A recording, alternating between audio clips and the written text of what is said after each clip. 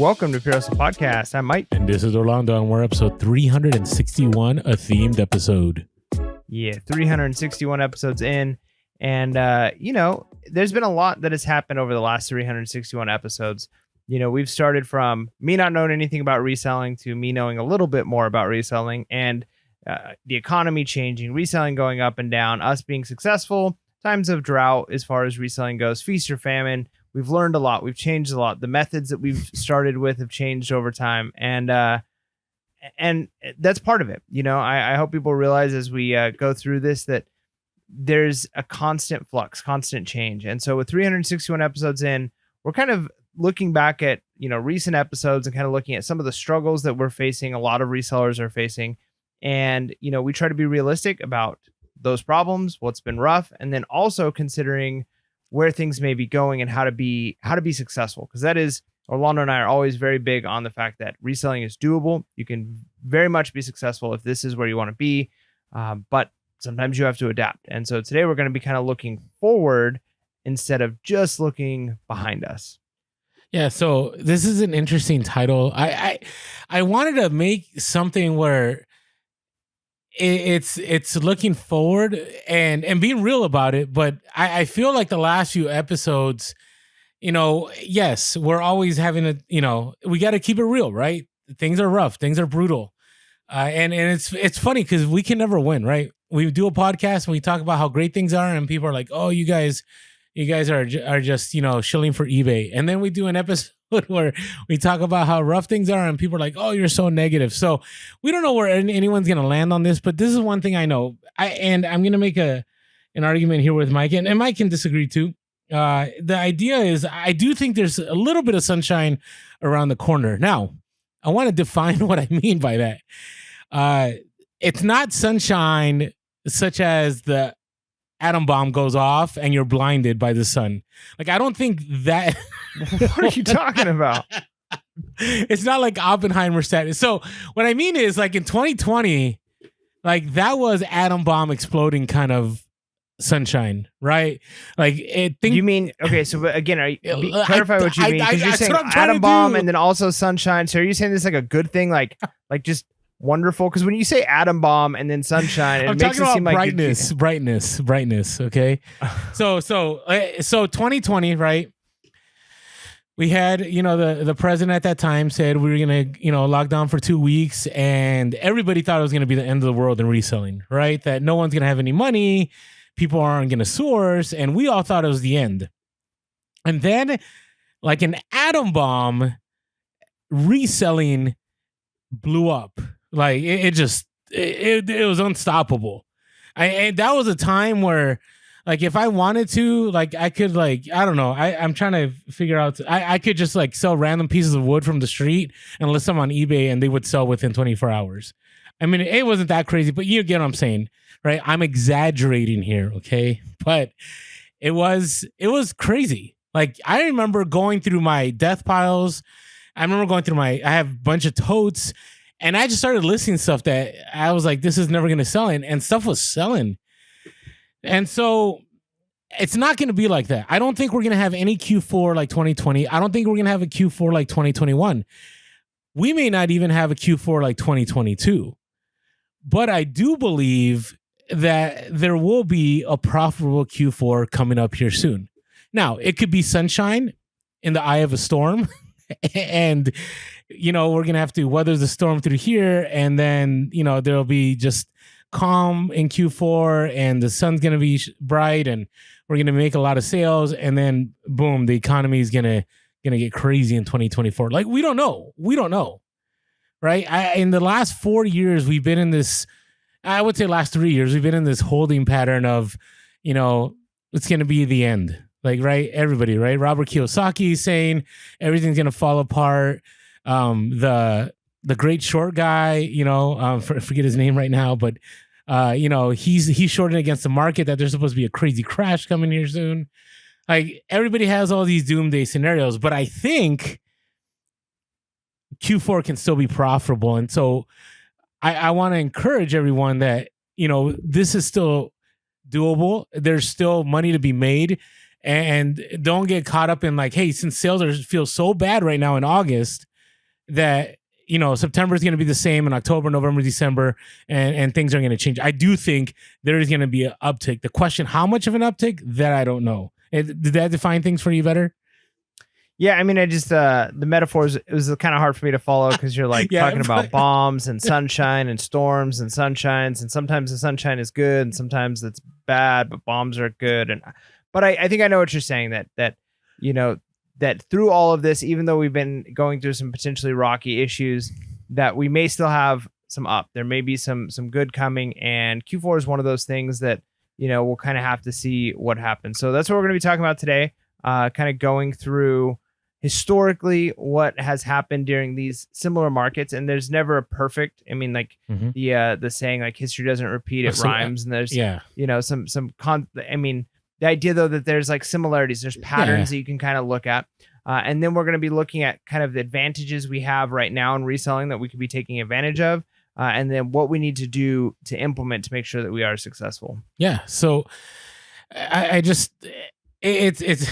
I'm sorry about the analogy. In my mind, it made sense. But maybe some other people caught on. I don't know. All right, now, what are your thoughts? We had been told since the beginning of the podcast, we had always had this question, like, how is reselling going to be in a recession, right? And then we went into a recession, according to what I learned in econ back in high school, where you have 2 declining quarters of GDP. That means you're in a recession. And then the government came in and said, nope, that's not a recession. It's something else. But even through that, right, I thought by now things would be better, I think, for reselling. I thought that people would be going after the bargains. People would be turning to eBay, but I haven't seen it like I expected it to. Now, what are your thoughts on that? Do you think, is it because the economy is doing really well and people aren't looking for a bargain? Is it because people just don't have money? What are your thoughts on this, Mike? The hard part is we're living in it. So sometimes, like, when you're a fish in water, it's hard to know like really what you're in. Look back. Okay. And part of it is we're looking really short-sighted. It's like, okay, we entered a recession. It's not like a light switch turns on based off of like the GDP numbers are in. So like we could flip the light switch and now we know things are going to completely change. It's like it's a spectrum that we move along. And so I think like the longer a good economy goes versus the longer a bad economy goes, that's when you start to see those things take place. As far as there's like benefits to both. Like in a good economy, people have more expendable income. The downside potentially for a reseller is people aren't willing to let their stuff go as cheap. And people aren't necessarily looking for deals, right? Because they're like, hey, I can just go buy this new. I don't need to buy used. So it potentially could have downsides for a reseller, but also money is more freely available. So there's more people buying. So you might actually do better, even though, there's more customer base, even though a lot of the customers aren't looking for your stuff. Then you got the flip side of what could be a negative economy. And the idea that we've at least kind of held to or hoped for is that as the economy gets worse, people are going to be looking for those deals. They're going to be looking for a way to save money. They're going to be offloading their stuff for cheaper. And so those are opportunities that a reseller can capitalize on. I kind of look at it in a lot of ways like the stock market. You've got the bull runs where the stock market is going up. You've got the bear runs where the stock market is going down. And you make money when the stock market is going up, but the people who are most successful are the ones who are able to buy and build their portfolio when the stock market is going down. So that way, when it does turn, they're in a good spot. And so I think it's the same way for reselling. I think that for resellers, this should be a time where we're able to sell a lot of things because people are looking, but also a time for building a big inventory because people are offloading stuff. So I think we've held to the philosophy that during a downturn economy, over time, reselling should do really well. But the hard part is we're how far into this, right? I mean, we could look into this and say, okay, well, it's been a year, it's been however long it's been. But at the same time, that's a very short period of time in an economic cycle. Like these things typically take several years, up to 7, 10 years, 14 years of the economy going up or going down. I mean, obviously we hope it doesn't trend down for that period of time, but it might be by year 2 or 3 where things really start to catch up with, okay, now people are feeling it. People are looking for the deals. So yeah, it's interesting you said that. Historically, the Great Depression lasted past World War II. I mean, it wasn't until about 1948. So we're talking about like 1929, 1948. That was 19 years. And I'm not trying to scare anybody that things are going to go for a while, but I just want people to aware, like we don't know, like we don't have the answers, we don't have a crystal ball. But I want to encourage you, that, and we'll talk about this later, that if you're able to get items at a low cost, you can still be successful in reselling. I'm still making sales. I'm still paying the bills. It's not a for sure thing. Like there are times I have to dip into my savings.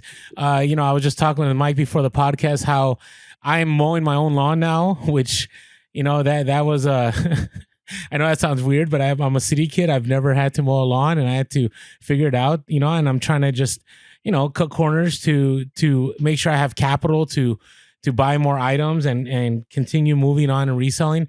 So, I looked at this old article from 2000 and I believe 2009. Yeah, October 4th, 2009. This is from Routers. I shared this like a year ago. I mean, we've been talking about selling a recession for a long time now. And in this article, it states, the title is Secondhand Retailers Score During Recession. The recession has taken its toll on many large U.S. retailers, but smaller ones catering to the secondhand market are flourishing as a cash-strapped seek the holy grail of the American consumer, a bargain. In August, the National Association of Resale and Thrift Shops, which claimed to be the world's largest resale trade association, said a survey of its members about second quarter sales in 2009 compared to the same period in 2008 showed increasing turnover in the secondhand sector. Of the 263 entities, I don't want to read that part. Let me read more about what people are buying. We're buying. So this is about half. Remember that store, Half Price Books? Do you remember that at all? That was like way back. All right. So Half Price Book says, we are buying more books than ever before. So people are selling. It started last year, people coming in and selling books for gas money, right? So there's the opportunity that should be coming, right? And I'm already seeing some of that. I'm being able to buy all kinds of stuff. I've mentioned in garage sales, like a quarter of my garage sales are resellers trying to offload the inventory for cheap. And then said Doyle Thomas, whoever this person was, that was the VP of marketing at that time for Half Price Books, said, I think people are okay with buying used. It is also part of the growing culture of recycling. Such success is rare amid a financial crisis that has thrown millions of Americans out of work and made many think twice before they shop, which is almost a national obsession. So basically, what they were arguing is that things are going really well for individuals that are able to buy things for cheap and are able to sell at a bargain. And the rest of the article gives a bunch of stories of people that were selling online. Then I looked at that and I thought, I wonder how eBay did during this time. Did the Q4 results of 2010, what did they come up? Because the recession started in 2008, but no one knew it, right? And then things were bad for a few years. So I looked at 2010 and it said eBay, this is old. There's like no bar graphs, nothing. It's just a news report. It says global economy and online payment leader eBay today reported that revenue for the fourth quarter, which ended December 31st, 2010, increased 5% to 2.5 billion. Think about that, 2.5. eBay, I think, is running like 18 billion now in different quarters. Increased 5% to 5.5 billion, or 10% excluding Skype. Remember Skype? Compared to the same period of 2009. The company recorded fourth quarter net income, which exceeded previous quarters. And so basically eBay at this time, and this is on GMV. This is, there is some PayPal because they were still connected to PayPal, but overall eBay was still doing well. And so I do expect, historically, at least this Q4, like things should still go well in a downturn economy because people are looking for those secondary bargains. Yeah, and I mean Q4 is always going to be a boost in sales, anyways. I mean, I remember I honestly haven't listened to very many of the what was the old Scavenger Life. I've only listened to a handful of their Scavenger Life episodes. But one of them I listened to, I remember they said something and it was so true, which was like, everybody complains that sales are slow. And it's like, slow compared to what? Like if you're comparing it to Q4, of course, sales are going to be slow. So you've got to compare apples to apples. And so, yeah, when a reseller is looking at, hey, compared to my sales in September of last year and the year before, this is what I'm doing. That would be a more accurate number. But if you're kind of just thinking of like, hey, things were good not too long ago, and you're looking at that short scale time frame, then of course it's going to feel like things are slow. But with that Q4 boost, no matter what the economy is doing, I feel like things would have to be really, really rough for people not to be wanting to buy Christmas stuff, for people not to be replacing their Christmas decorations, for people to, like, there are just certain things that people will not go without, right? Like people are going to give up a lot of stuff before they give up Christmas for their kids, for their grandkids, for their traditions, right? Like family traditions are huge. Such an American thing. I mean, it is. I mean, that's fine. I mean, it is. It's one of those things where people are not going to give it up. And so Q4 is going to be a good time. And part of it too, I'll never forget, I heard the statistics about how when someone is on vacation, they're more willing to spend money. Like you go, let's say you're on vacation, you're on a cruise, or maybe it's not a cruise. Maybe I don't know, you went to the Bahamas or something. Well, normally if you're going to buy a water bottle, and if the water bottle is $8, I mean, you expect that maybe at Disneyland or something. But if you're just walking down the street, you're going to be like, no way am I buying this water. I'll find somewhere cheaper. But like when a person's on vacation, they start spending money and they stop thinking about it. They're like, well, it's $8 for the bottle of water, but whatever, it's vacation. And once they start spending, they almost like they can't stop. And tourist traps know that. They know they can monopolize and really take advantage of the dollars that are being spent, because people get into that almost euphoric high of spending. And I feel like that's part of Q4. People start buying presents, they start buying whatever, and before you know it, they've gotten a couple of gift cards. They've got a $50 gift card to Amazon or to whatever, but the thing they want is like $70. They're going to spend an extra $20 that they wouldn't have spent, and then, well, I've already bought this thing, and now I bought the new golf clubs, so now I need the thing that goes on top of the golf clubs in a bag, and so before long they're spending way more money than they had anticipated. So I think just remembering that Q4 coming, I think whether or not the economy is doing well, if the economy is doing well, people are going to buy like crazy. If the economy is not doing well, they might not be buying as much, but I still think there's a ton of opportunity for us to be successful. Yeah, agreed. And the eBay earnings of last year prove that. We talked about, summer slowdown, the low. And if we look at, Q1 of 2022, right? It was, well, before I go to Q1, let's look at Q2, right? Q2, right? We're talking about April, May, right? June. Okay. Am I right? See, January, March. Yeah, April. Yes. All right. It was at 18.5 billion. And then we got to the summer months, right? So now we're talking about, July, August, September. Okay. And this is the third quarter of of earnings. And it went down from 18.5 billion to 17.7 billion. Okay. In sales on eBay. And then you got to Q4 and it jumped back up to 18.2 billion, right? So there's still an uptick happening.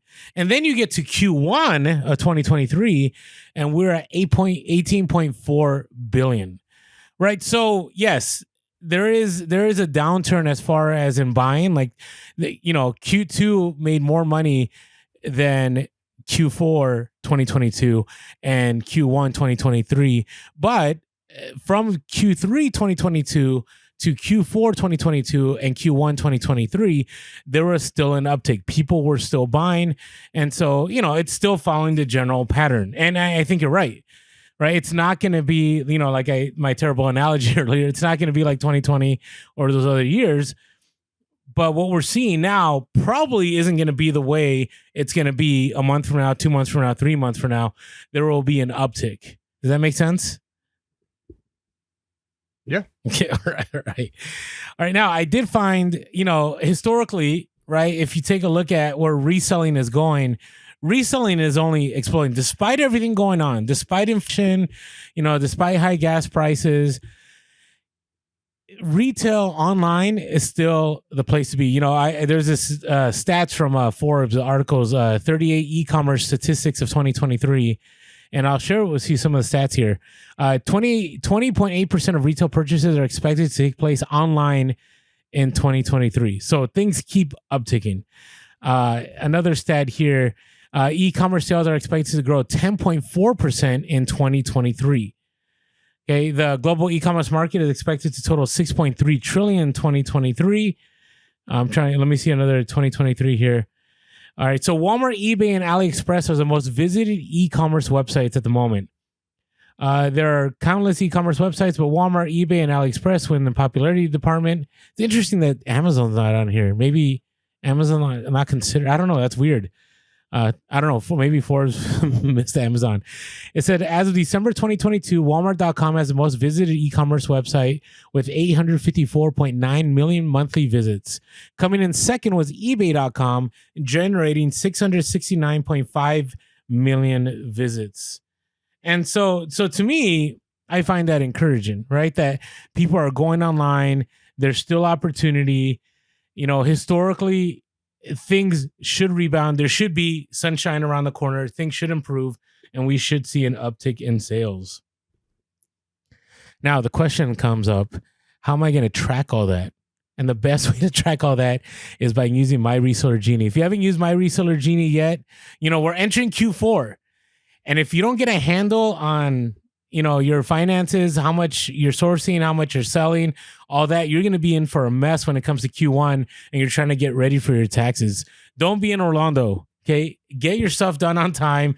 And one of the best ways is by using My Reseller Genie. It's going to import everything from the previous year.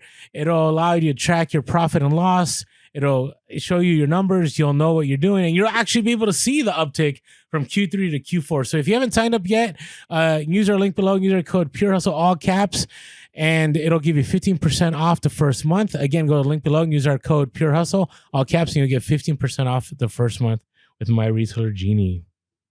Yeah. There you go. All right. Now, do you see some advantages here, Mike? Yeah.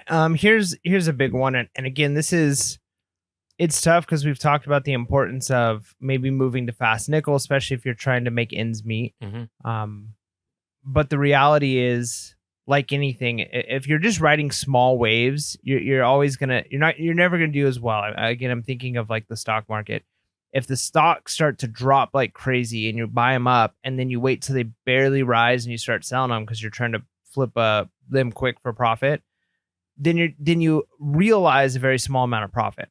I think it's the same thing with reselling. If you're buying things right now, I think people are offloading stuff for cheaper. Mm-hmm. Not always the case. Sometimes there's going to be people who they're trying to make ends meet, and so they're trying to offload their collection of baseball cards or their collection of golf clubs or whatever it is they have that they've been hoarding, which are valuable, for top dollar. Sometimes there's those people, but a lot of times people are letting it go for cheaper because, again, they're just trying to get that money fast. Again, the person who is most interested in the sale is going to get the worst end of the deal, right? So if somebody's really, really wanting to get rid of stuff, they're trying to make ends meet, they're going to sell things for cheaper. And so you could potentially buy huge collections of great items, or full buyouts. Like someone might be like, I'm trying to get rid of this stuff. Mm-hmm. I need the money. So they're willing to make better deals. But if you want to realize the most possible profit, a lot of those things are things you might have to say, hey, I could sell this now for a 20-30% gain over what I bought it for, or I could hold on to it anticipating that the economy will recover at some point. And as it recovers, there'll be more expendable income. People are going to be spending more money on hobbies. They're going to spend more money on collectibles. So it depends on what market you're in. I think the advantage of buying right now is in the wants. You're able to buy wants for cheaper, but I think you're going to have a harder time selling those wants for very high amounts of profit. The opposite is true. I think that needs, things that people need, are going to sell for more potential profit, but you're going to have a harder time sourcing those things than if the economy is doing really well. If the economy is doing really well, you're probably finding, good work boots much easier because people are just going to buy a new pair, get rid of their old one. So it's that trade-off. I think you just kind of got to know when the economy is doing well, you're probably going to have a harder time sourcing really, really profitable items cheap, as far as like collectibles and stuff like that. So if you can hold on, now's the time to potentially be buying. I think that is an advantage right now that we're seeing. Yeah, I'm seeing it right now. It is crazy the amount of stuff I'm able to buy these days. And I've said this before. If I had endless capital, I could source all day, every day, or endless time too, right? Because I could. So right now, I am overwhelmed with how much I have sourced in the last few weeks. That I honestly probably could go right now 2 to 3 weeks without sourcing, and I'd be fine. And I really haven't been sourcing much. I've just been going to garage sales. I mean, that's how much inventory I have right now. And I've been able to list, I haven't been great, but, I try to hit my 20 to 30 a day. And I still have inventory. Like I'm not running out of inventory, but there are people out there, and we see it all the time, Mike, and it's unfortunate, but it's a reality. People that sell on eBay are just kind of done. They realize that right now, in order to make the same amount of money, you got to work 2 or 3 times harder, maybe more. And so people are saying, "Hey, I just want to sell my store. I want to be done with it. I don't even want to look at this." And that also goes into the cost, like where people are just saying, "Hey, I am so anti reselling right now. I want to see it gone, and I'll sell it to you for 10% of what I paid or whatever it may be." And that's where people are. And I said that I've seen that at garage sales where some resellers are like, it was great. I started in 2020. Things were good. It was awesome. And now, yeah, I'm not sure about this anymore.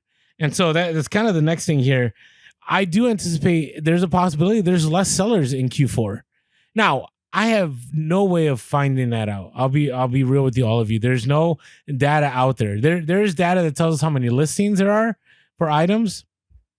But if you're doing retail arbitrage for Amazon this Q4, if you're trying to do, the hot items on eBay, I'm not sure how it's gonna look. But I'll tell you this: like right now, the sentiment overwhelmingly, I would say, if you go on YouTube or anywhere, is that is eBay done? Like, is reselling done? A lot of people are going back to their part-time jobs. A lot of people are going back to full-time jobs. Even in the Discord, right? A lot of people have said, "Hey, you know what? I love reselling. I want to keep reselling, but I need a steady paycheck." And so if you have the ability, like you said, to buy and to hold on or to continue making things happen, there may be a lot of opportunity for you in this Q4. And so that's just the way I see it. I don't know. Again, I wish I had data for this one, but it's just the sense I'm getting from the overall reselling community. That's good. Now, do you understand? Do you see any shipping advantages? I've said this before. Like, I don't think people are as adamant about getting their items on time, and I think that could work to their advantage. Do you agree with that? I mean, maybe. I don't know. It's hard to say for sure because I think if people are getting a deal, they're going to be willing to wait a little bit more potentially. But it's just like we've talked about with like prices going up on like items, whether it's gas or food. Once that toothpaste is out of the toothpaste container, it usually doesn't go back in. Okay. I think it's the same thing too with customer expectations. I think it would take a lot for customers, just in general, myself included, to think, you know what, I could go back to like 1 week shipping times or 2 weeks.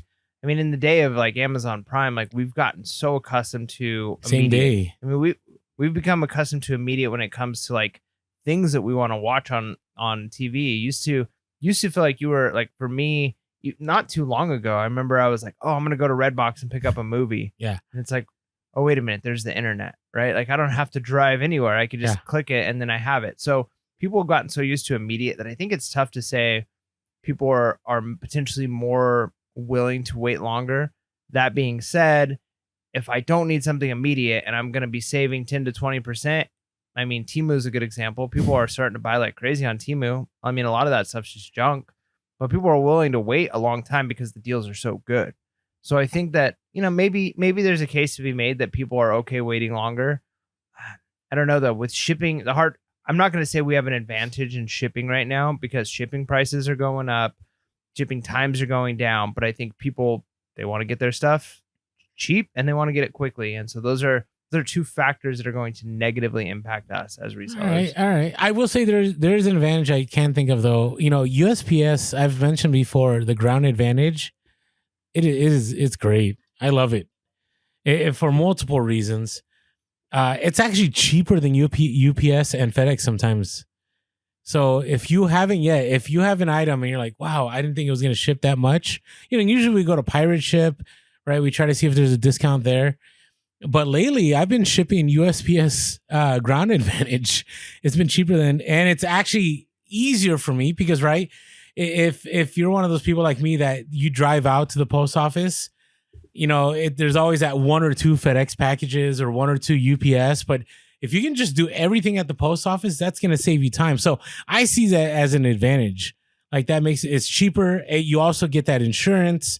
I've really been liking it. So this is not exactly what I was leaning on here, but yeah, make sure you're checking out the USPS Ground Advantage. It's interesting because it goes up in weight, right? It goes up to 70 pounds, I think. And I've shipped out 20-pound items, and it's been cheaper than UPS and FedEx. So definitely check that out. Now, have you seen your gas prices going up there in Texas? Yeah, I mean, they're going up, but man, it's hard to complain after being used to California. Okay, where are you guys at right now? Sure. We're at like 318, I think. Okay, so I have the cheapest gas in San Diego. I'm at 479. So that's not too much more than yours, but if you were to go outside, I have that great gas station here, but if other place in San Diego, it's like $5.49, $5.50. It's like almost $1 more. So my guess is gas is going to go up. We've already tapped into our strategic reserves, and those are low. And that was opened up by the administration to keep gas prices low. But now those are low, and we really don't have anywhere else to go. And so what ends up happening is, there's not enough out there. Demand goes up, gas prices go up. And then if you're shopping, right, I think about myself. Like the other day, I teach homeschool, and I need like this adapter for my MacBook. And, back in the day, if you needed something, where would you go? Like if you needed an adapter for your computer, where would you go? I mean, probably Walmart or Circuit City or something like that. You go to Walmart, not Circuit City. When you were 5, Best Buy. Yeah, when I was 5. Yeah, Best Buy. Okay, right. You go to Best Buy, Walmart, whatever. Best Buy. But even then, you could go there, right? And there's no guarantee, right? You can go online, you can check, right? But there's not. But then you think about the time, right? For me to get to a Best Buy, it's about 30 minutes, right? So I drive out 30 minutes. I go. It may be there, it may not be there. I can maybe order it online and maybe do pickup, but still, that's 30 minutes and then 30 minutes back. So I'm spending a whole hour. Well, what I did is I went on Amazon, and that adapter was on Amazon. I ordered it. It was 8 a.m. and it had the option of being delivered to my house between 10 a.m. and 3 in the afternoon. So I just ordered it on Amazon. Like, why am I going to drive? I just click, and it gets to me. I don't have to drive anywhere. I don't have to put wear on my car. Like, it's beautiful. And I think the same thing's going to happen in Q4 in the sense that people are going to go, wow, why am I going to drive to the outlet mall? Why am I going to drive to all these places? It's a lot of money because if you think about it, right, if you're, I don't know, half an hour from an outlet mall and gas, let's say, whatever it is, you got to factor in, it may cost you $10 to $20 just to get there. And then on top of that, the hours you spend looking for items where you can just do that in the comfort of your home, not drive anywhere, and it will get shipped to you in a good time. Okay, so just to clarify, though, the reason we're even talking about all of this is the idea that people are going to be looking to potentially buy things online, hoping that they can save that time and energy. So that connects us as resellers as, people are going to be buying those things. So if you're selling things people are looking for, they might be more likely to buy from you as opposed to drive to the store. So yeah, that is certainly potentially a benefit. Yep. Well, just think about it. Like, how easy is it?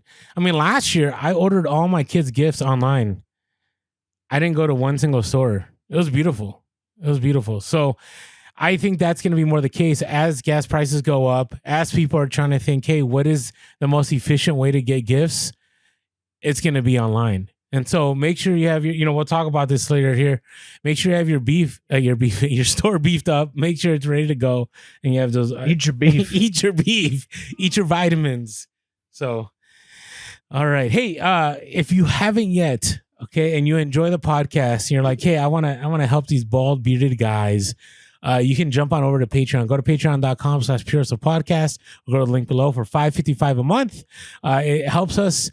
A lot of you had mentioned how, even with the transition of Mike moving out to Texas, that our quality actually went up. And the reason being is because the equipment we're able to buy, we now, we're paying a little bit extra for StreamYard. Our podcast are on different servers that we got to pay and maintain. And so any help we get from Patreon always helps us out. So if you haven't yet, check the link below. And the bonus you get with that is you get to jump on the Discord in the Pure Hustle Podcast community. And I just love it because, there's a lot of resellers on there that sell all kinds of different stuff. I'm always learning, like one of them, lately, it wasn't lately, it was like a month ago. Somebody had discussed buttons. I know I say buttons terribly, but that there's money in buttons. Like I have no idea. Like if I saw a jar full of buttons, I'd have no way to discern what's what. And even that short time, I learned real quick, I should keep an eye out for this. I should keep an eye out for that. So definitely a place, even if you're just looking for encouragement, definitely encourage you to jump on over to patreon.com and also join us in the Discord. Yeah. All right. So are you ready to talk about some awesome hustles of the week here? Yeah. So again, keeping up with that idea of trying to be optimistic here, we've got a part of the podcast that everybody loves. Come on, hustlers. It's the freaking hustle of the week. There we go. Came in all funky, but it's the hustle of the week. And the hustle of the week is a time where we get to share things that people have done really well on, like items that they've bought at maybe a discounted price or a crazy find. Sometimes it's finds people get in the trash can, right? Where they just get something out of nowhere, or they scored something great, they researched something, and then it's a big score, and we get to all celebrate it together. So our first hustle of the week comes from Jameson 11 Inc. on Instagram. So picked up 19 sealed PS3 games for $2 each at a small thrift store. Sold the Incredible Hulk Sony PlayStation 3 game, which was PS3 new factory sealed, for $150 plus shipping same day. So picked this thing up for $2, sold it for $150 same day. That's incredible.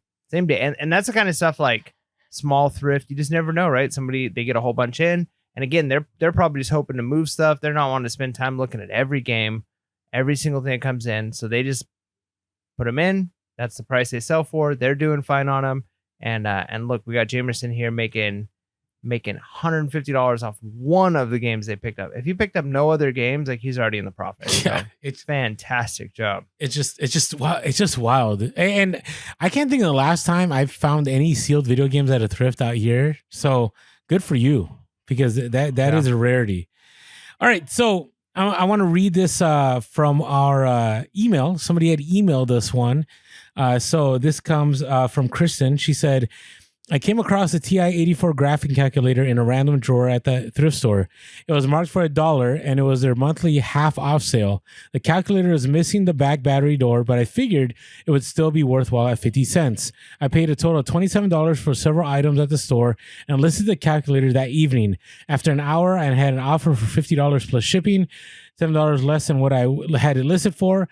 I accepted the offer and quickly made back a profit. I'm grateful for all I learned on your podcast. Keep on keeping it real. Kristen from Canada. Yeah.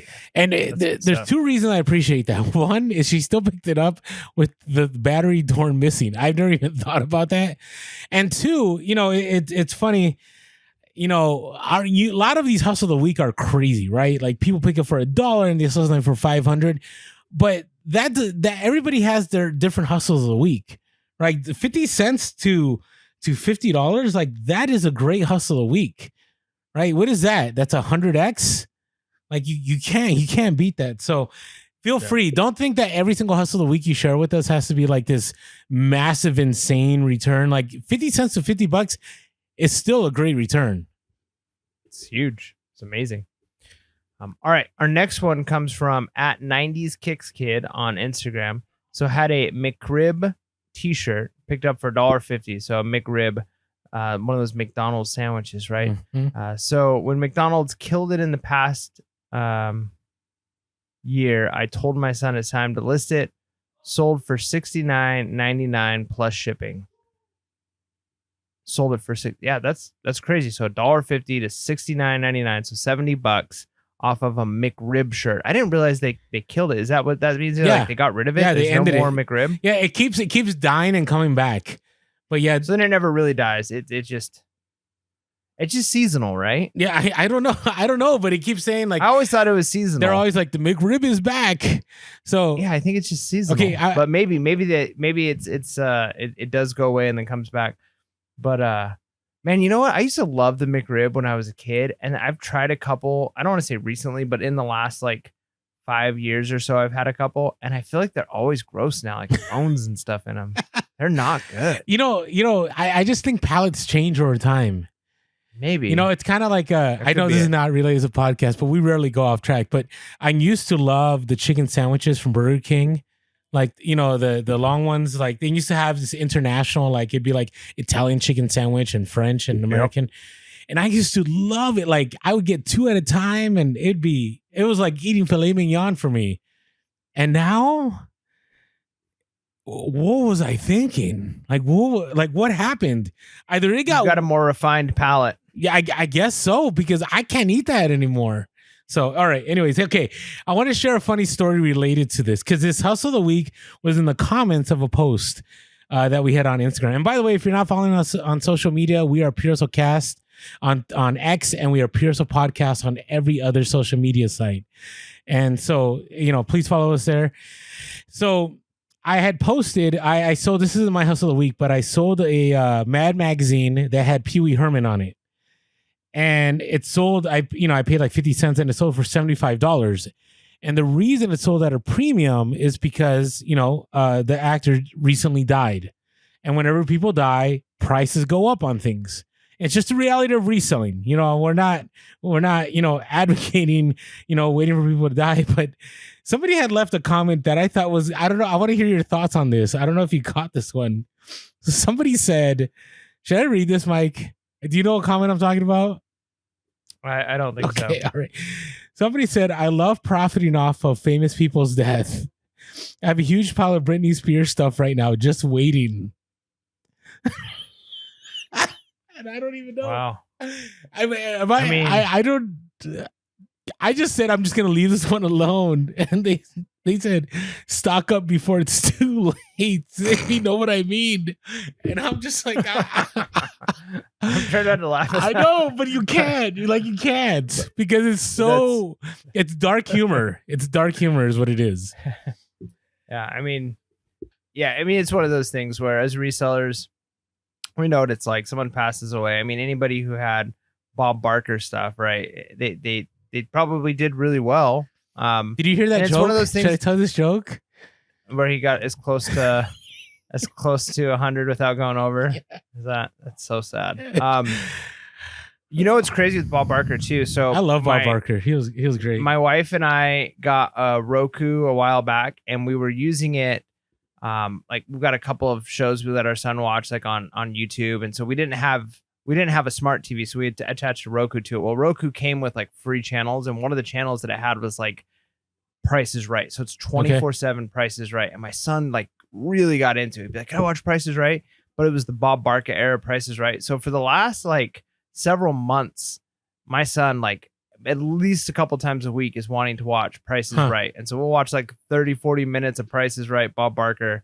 So but yeah, man, what an icon. But anyways, all of that to say, I don't know if it's so much that you're like intentionally trying to profit off of tragedy, but it's one of those things where, again, anybody right now could go out and buy those things. They could buy stuff, but nobody thinks of it, right? Yeah. And the reason why the prices go up is all of a sudden people go, oh man, you know, like I kind of, they're searching that person up on Google. They're looking them up, and then like, man, I miss that person, and they feel that loss, and so they want something to like connect to it, and so it's that demand goes up. I mean, it's supply and demand, and again, there's people who can be potentially cruel about it, but I don't think it's like one of those things like you're not going to say like, hey, because this person passed away. If you had Bob Barker stuff, and he passed away, you're not going to be like, you know what? I'm just going to give this stuff away for free because he's passed. You're going to try and make money, and you're not going to sell it for rock bottom, because if you can make more, you're going to make more. So I don't think it's a lot of times malicious, but man, the stockpiling just in case. I mean, maybe there's something to be said about that. Like that's your retirement plan. Like there's going to come a day when this stuff's going to be valuable, and hopefully I time it right. Yeah, I just read that. I was like, it was one of those. It's messed up. It's messed up, but it's funny. It's funny. It's funny because like we get it as resellers. Like there's the line, there's the edge, and like we're all like trying to find it, and like that's what makes it funny. I'm just waiting for the comments on this YouTube. By the way, feel free to comment on anything here. You know, we're always open to good discussion. Hey, if you comment and you don't think that, or at least appreciate the humor in that, then I'm sorry. But isn't it funny how this all came out of the McRib being killed, which isn't a big deal to people? Hey man, like that's, you know, when something's gone forever, you got to have a piece of it. Yeah, I guess so. All right. Is it my? Oh no, that's all the hustles of the. Is it all the hustles of the week? No. Yep. Yeah, that is. Okay. How about ours? Do you have one to share?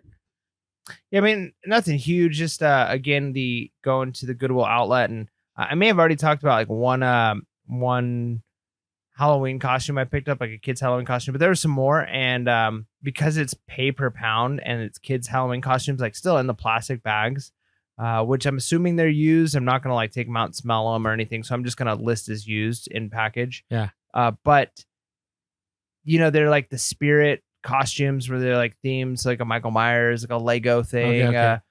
That kind of stuff, you know. So and now's the time. Like I feel like Halloween costumes are gonna start moving quickly, and so being able to get these dirt cheap, get as many of them as I did, as cheap as I got them, right at the right time. Like this is the time I expect prices of Halloween costumes to go up in thrift stores, and I just so happen to time it out right. So pretty excited. We'll see how those sales turn out. All right, I have a crazy follow up to last week's sauce. So if you haven't caught our last update episode, make sure to catch us so you have more context. So just catch everybody up to speed. I was at a garage sale. Somebody was about to throw away a bunch of Game Boy Advance boxes. And, you know, because they were going through the boxes and checking if there's games. There were no games, so they just kept putting it in the trash. And then when they were all done, I was like, hey, did you find anything? They're like, nope. And I'm like, all right, I'll just take the bag. And I just took the bag. Okay, so this went wilder than I thought. Like this may have been probably one of my best scores of all time. Just because I paid zero. I paid nothing for this bag of boxes. So let me just share some of these solds here. I sold a Pokemon Sapphire Game Boy Advance box for $100 plus ship. Sold a Sonic Advance 3 for $45. Sold a, let me find another high dollar. I sold some for $20 here and so on. Pokemon Fire Red Virgin Game Boy Advance box with manuals and posters for $200 plus ship. Sold another Pokemon Ruby Virgin Game Box Advance with inserts, no manual, for $120 plus ship. Sold another Pokemon Leaf Green version Nintendo Game Boy Advance box and inserts for $150 plus ship. Sold another Pokemon, this is the biggest one. I sold the Pokemon Emerald version Game Boy Advance box. Now, people had shared with me comps about the Emerald one that the recents sold for like 400 something. Mine had everything, but I didn't have the cartridge holder for the box. And somebody gave me a good offer. So I sold that one for $316 plus ship. Okay. That's crazy. So it's crazy. Boxes. So my total right now, and I still have like 12 more boxes, my total in gross profit. So, you know, you can take out the net, whatever you want. Okay. My gross profit right now from free is $1,740 gross profit in a week and a half. Crazy. That's no joke, man. I'm a little jelly. Bro, to think that would have gone in the trash. Yep. It was in a trash bag by the trash to be picked up the next day. That is, and think about it. If I had been there 5 minutes later, I would have never seen those boxes. So God is good. All I can say is thank you, God, for that, because there's what are the odds that I am there and there were no other resellers, and there had been resellers there before and had gone through everything and did not pick up those boxes. There literally was boxes inside on top of a bunch of manga books that nobody had picked up. They just sat there. Oh, by the way, I've been selling manga too. That's not even the manga I picked up. Yeah, that's another bolo for sure. So anyway, yeah, manga's interesting. That's all I'm gonna say. Yeah. It's true. It is. There's some that I've purchased and then I'm not selling yeah. this. Someone didn't follow the Pure Hustle brand, so I didn't. I ended up discarding them. Let's put it that way. So, anyways, crazy. I will say that may have been my best haul ever, just because of the circumstances, how much I paid for them, how quickly they sold, and I had people messaging me. One guy was like, "Hey, it showed delivered. I didn't get it. Do you know what happened? I really want to add this to my collection." So it was all collectors buying. So just be out there. It's a bolo. It's just wild. Anyways, all right, I'm done. I can go on and on about it. I'm just in shock still. Just in shock about what happened. So thank you everyone for sharing your hustle of the week. Whether it's 1 to 50 or free to 1,000. They're all the same. They're all awesome finds. It keeps us motivated, keeps us going. Yeah. All right. That brings us to our last section where we're going to kind of look at how do we implement this. And, one of the first things is it's time to start listing. Whether or not you're excited for Q4, you don't think it's going to be good. I mean, you're not going to make money if you're not listing. And so let's say things turn around. Let's say all of a sudden there's a big rush of people buying. Let's say more expendable income comes. There's a good Q4 coming up. We might look back years from now and be like, man, remember the Q4 of 2023? Like, we don't know. Mm-hmm. And so if you're not listing and getting prepared, you're not going to be successful. And I'll never forget. I need to look it up, the exact wording, because it was so good. But from the book, The Richest Man in Babylon, and it was the concept of like fortune and good luck, and that there's really no such thing. But what it is fortune seems to be when people are able to and willing to take advantage of the situations that come up, and not everybody's able to, right? Like a lot of times the opportunity comes and you're just not in a position to do it. I think about all the times. I'll never forget, like when I was learning about Bitcoin back when it was like a couple $100, few $100 a coin, and I thought I missed the boat. I was considering buying some, and I didn't. I wasn't even married at the time. I was talking to my wife. She was my big fiance, I think, at the time. And she's like, I don't know. It makes her sick when I even think about it. I wasn't in a place financially, though, where I could have spent even $400 on just something that I had no idea about. Whereas like now I'm in a better place where I could do that. So same thing with this. Like, you got to set yourself up where when those opportunities come, you're not like, well, I missed that Q4 and it was a good one. You've got to be listing now. Now is the time to list. Worst case scenario, the economy doesn't go up. It's a bad Q4. You at least got some stuff listed. You're going to make more sales than you would have. So there's no downside to listing.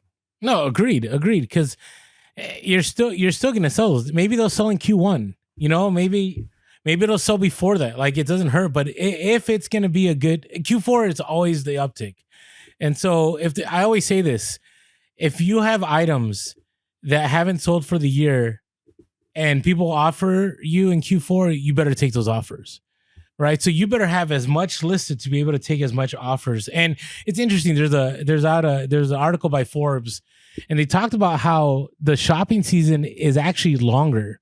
So if you haven't listed yet, you definitely need to list now, because people are being encouraged to shop sooner. Let me read this real quick.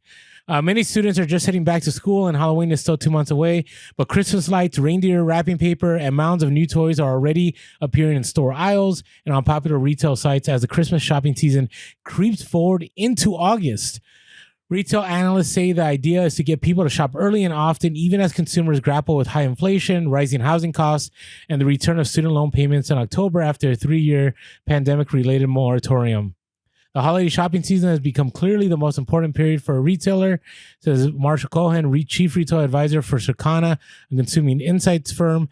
So merchants figure, why not extend it and make it have a longer life? Analysts say shoppers may be more likely to overspend as they spread their purchases over an extended period. It hurts a lot when you take it out of your wallet today, says Joel Davis, Executive Director of David F. Miller Retail Center at the University of Florida Business School.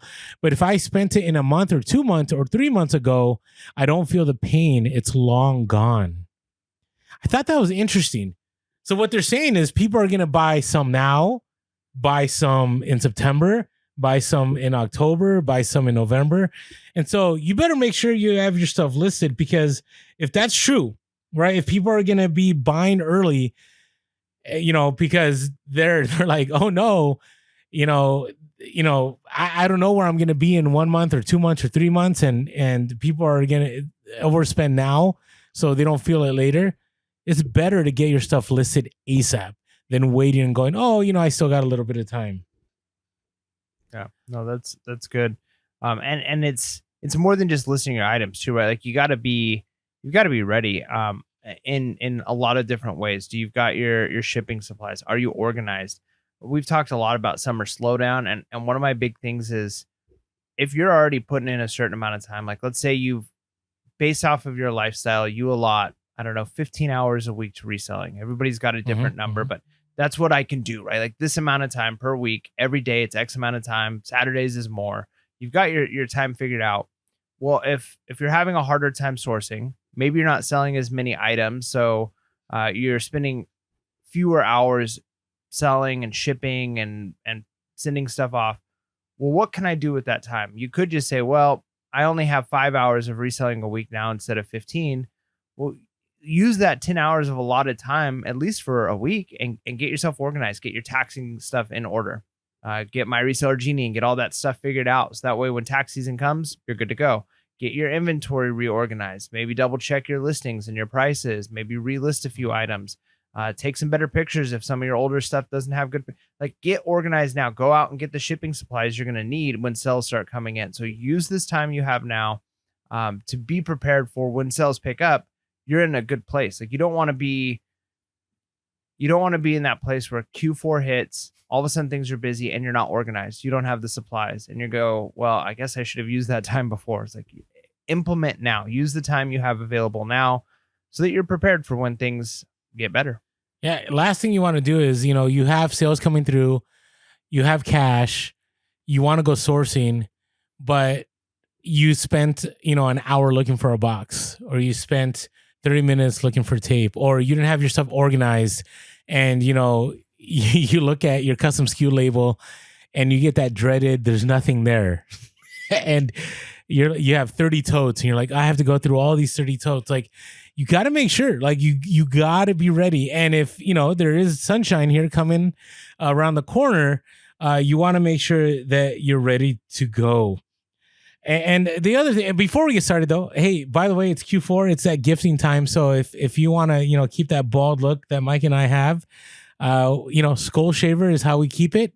And last year around this time, we had a lot of people buying their skull shaver and they were happy with it.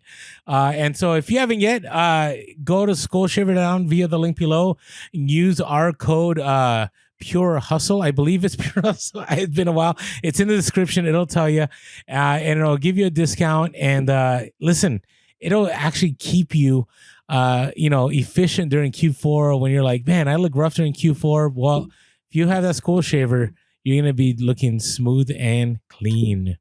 So check out Skull Shaver. All right. So this one we've talked a lot. We haven't used this phrase in a long time. Mark Meyer actually was the one that brought this up to us. Remember when we interviewed him? It's been a long time. When was that? Yeah. Like 2021? The guy from Storage Wars? Yeah. It's been a minute. I'm not sure. It's been a minute. But he had brought something up when we interviewed around this time, and he said, you right now, you want to make sure that you're willing to be inventory light, right? Because you're going to want to keep up with buying and selling during Q4. Right. So you want to sell as much as possible. So you always have the capital and you can keep sourcing. You can keep sourcing as people are buying. Now, this can relate to Amazon, right? If you have that stuff from Amazon that you've been waiting for that right price, but that right price never hit. Like for me, I have a garage full of items that I think I'm going to definitely blow out this next few weeks. So I can have some cash on hand so I can do more retail arbitrage in Q4. Or maybe you have those eBay items that you're like, oh, I'm waiting for the right buyer. Like now's the time to just sell that stuff, because if people are buying at high velocity, come September, October, November, and eventually December too, especially those first 2 weeks of December, you want to be cash heavy so you can keep buying and listing over and over again. You don't want to have this gluttony of items that didn't sell, and you don't want to be cash poor and you can't go and buy items to end up, making good profit on, or at least fast nickel on, which if things exponentially, go in the right direction, you can make a lot of profit. And did that make sense what I'm saying here, Mike? Yeah, I mean, it's I want to make sure it doesn't sound like we're talking out of both sides of our mouth, because every situation is different. Yeah. And earlier in the podcast, I did say like it might not be a bad idea to be stocking up and holding some items. Oh, I see. But you don't want to do that with everything, right? So there may be some items like you bought out somebody's collection of RC cars, and that market's just not doing well right now. So maybe now, if you can, hold on to it. Don't try and just offload that really fast so you have an extra $100 in capital that you can spend, when that $100 might be thousands of dollars worth of potential profit in just a year or two, or maybe just once the time is right. So, but you don't want to take that mindset with everything. That same mindset's not going to work with just the random, pair of shoes you have. So you don't want to hold on to everything, but there are going to be some items, hey, be willing to hold on to because you're picking it up at a good price and the price will go back up. But other things, sell now so that, again, one, you've got that capital, and potentially some of that capital could be for buying out big lots of stuff that might not sell for another 5 years, but in the long run could be extremely profitable. I mean, if you had the chance right now that you knew you could buy something that's not going to sell for 5 years, but you're going to make 20 times your money on it, like you would do it. You would do it if you had the space. So there's going to be some items where that might be the case, but you definitely want to be cash heavy as much as possible so that you have those opportunities. So when somebody comes to you with a good deal, you can jump on it and strike while the iron is hot. It is a tough balance. You're making me question my Pokemon box sales right now, because had I held on to those, it could be in 2 years. Thousands. Right? It could be. But at the same time, we don't know, because, people that were playing Pokemon in 1997, 98, 99, like they didn't know, it literally took 2 decades for it to skyrocket, right? Because things skyrocketed in 2020, 2021. So, you might hold on to something for too long. It's interesting because today I went to a friend's house, and he's big into VWs, and he owns a couple VW buses, and he bought his for like $1,200 years ago, and he's fixed it up, and I think it's worth like $100K now, whatever it is. But he says, hey, right now this is the hottest car out there, but in a month or two that could end, and we can get back to these dropping down to selling for $20K, even $10K, and so it's a hard one. So you definitely have to. You just got to figure out where you're at. If you're in a place where, like you said, you're able to hold and you can still keep making money, then hold on to some stuff. But be aware, you also are risking it. And I look at those Pokemon boxes, like I'm in a place right now where making that money right now was more of a benefit to me than me holding on to it, because it allowed me to buy more inventory. Obviously, it was a slow summer, and so it allowed me to catch up on some on not the bills. I wasn't behind on my bills, but it made me pay ahead to make sure I'm good for Q4 in case anything happens. So you got to be wise in what you do. So hopefully this episode helped many of you. We want to encourage all of you that there is sunshine around the corner. Keep doing what you're doing. Historically, there's a case to be made that Q4 is going to be great. Right now, there's a lot of advantages leading into Q4.